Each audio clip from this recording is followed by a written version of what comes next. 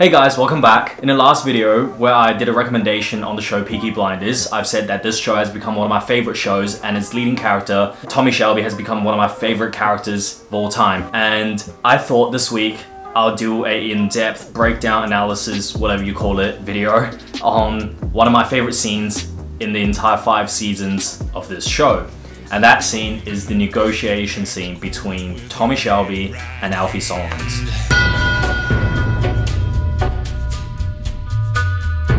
Thomas Shelby is an absolute genius. If you watch the show, you'll understand exactly what I'm talking about. Although there's so many brilliant elements within this scene, both Alfie Solomons and Thomas Shelby, one aspect I really want to focus on in this video is how Thomas Shelby is able to sell a very convincing lie. So in this scene, Thomas Shelby uses information that the other party knows to be true in order to tell a very convincing story that feels real, which ultimately gives him the position of power that allows him to negotiate a deal that favors him. The entire scene hinges on the threat that Tommy is willing to blow up Solomon's brewery along with everybody, including himself, in it if he does not get the deal he wants. In order for that story to sell, Tommy needs to set up 3 things. 1. The placement of a grenade inside the brewery. 2. Someone who will trigger that grenade if the deal doesn't go his way. And thirdly, and the most importantly, he needs someone as a witness who is convinced and believes in that story that the threat is real. However, instead of actually setting up a grenade and setting up someone who will trigger that grenade if things weren't to go his way, Tommy instead focuses on the witness. Because in the end, it does not matter whether or not the story is real. What really matters is whether or not the other person believes in that story. And once they believe in that story, the threat will become real. Tommy does this by using Ollie as a witness and feeding him facts that will later play into the story that he wants to tell.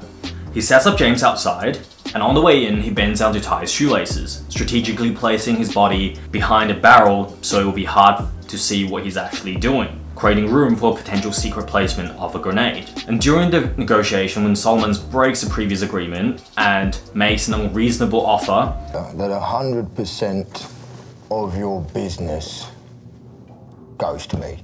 Tommy begins selling his story. Now at this point, Ollie knows 2 things. 1, there is a boy standing outside. 2, Tommy did tie his shoelaces on the way in, during which he was not paying attention. And Tommy utilizes this limited information that Ollie knows and starts adding character and story and background behind the boy that's standing outside. An associate waiting for me at the door. No, he looks like a quiet boy, but he is actually an anarchist.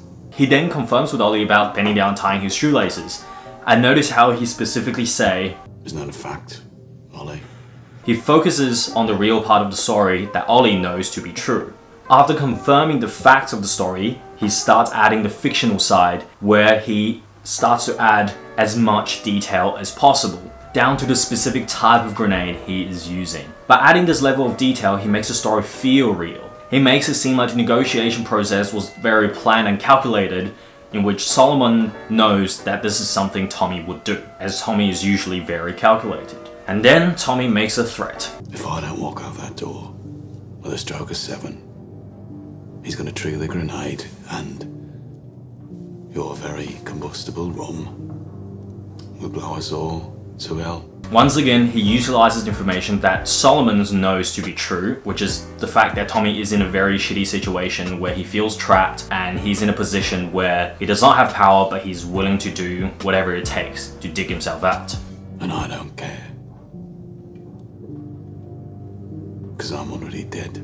Now at this point, Ollie starts to get rattled and he confirms again that on the way in, Tommy did in fact tie his shoelaces, and there is a kid standing at the door. While nobody is really afraid of shoelaces, what they are afraid of is what this tying of the shoelace is implying, which is that Tommy has placed the grenade behind the barrel. Furthermore, the fact that Ollie did not pay attention when Tommy was tying his shoelaces makes it all the more scary, because there is now a room in which Tommy could have done something without anyone else noticing. Now with Ollie having completely bought into the narrative that Tommy is trying to sell, all Tommy has to do is push the facts. Notice he does not actually mention the fictions unless absolutely necessary. He focuses on the facts, information that Ollie knows, and let the fiction be implied. He tied his fucking lace on it to my lace. And of course, Solomons isn't stupid, he isn't going to believe Tommy this easily. But here goes Tommy's genius again. It is a known fact that the garrison has been blown up earlier in the story. However, what is not known to most of the characters within the story is that the garrison was actually blown up by the IRA. And Tommy uses this misinformation. He uses the fact that Solomon knows the garrison has been blown up, but he doesn't know who it's been blown up with, and adds a fictional reason behind this fact.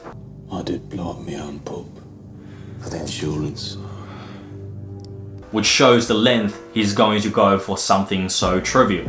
Now at this point, although Solomons is still a bit skeptical of Tommy's story, he has already to some extent bought into it, which is why he starts to negotiate. I would say 65 to 1. Very good odds. And I would be more than happy and agree if you decide over 65% of your business to me. Thank you. But at this point, Tommy doesn't budge. He wants him to believe the story to a point where he is able to negotiate the terms that he really wants, that favors him. He knows he can go further. And it's interesting because he does this by pushing Ollie instead of Solomons. Because Ollie is someone who's already rattled and who already pretty much believes in the threat. Yo, Ollie, what'd he say? Jesus Christ, Alfie, he tied his fucking lace, I saw him! Look, he planted a grenade, I know he did.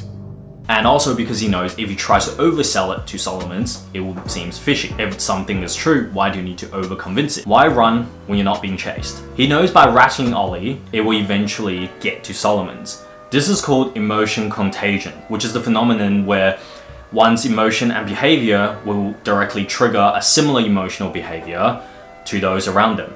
And of course, Solomons is still human, and he eventually gets rattled.